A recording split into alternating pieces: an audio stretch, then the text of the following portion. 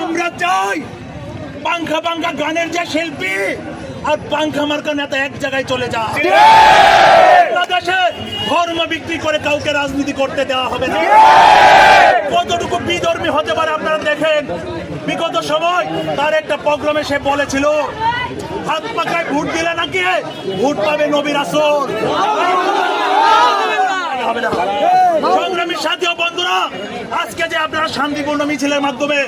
সারা বাংলাদেশের যে বাংলাদেশ কেন্দ্রীয় যুবদল কর্তৃক ঘোষিত কর্মসূচি বাস্তবায়নের লক্ষ্যে যে কর্মসূচি পালন করেছেন, আমি আমার ব্যক্তিগত পক্ষ থেকে, নেত্রকোনা জেলা যুবদলের পক্ষ থেকে সকলকে ধন্যবাদ জানিয়ে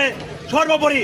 বাংলাদেশের শহীদ রাষ্ট্রপতি যার হাত ধরে বাংলাদেশে স্বাধীন হয়েছে সেই প্রিয় নেতাকে স্যালুট জানিয়ে আমাদের আদর্শিক মা দেশনেত্রী বেগম খালেদা জিয়াকে সুস্বাস্থ্য কামনা করে তারুণ্যের অহংকার যিনি কিনা দীর্ঘ 16টি বছর বাংলাদেশকে নতুনভাবে স্বাধীন করার যুদ্ধ করে গিয়েছিলেন,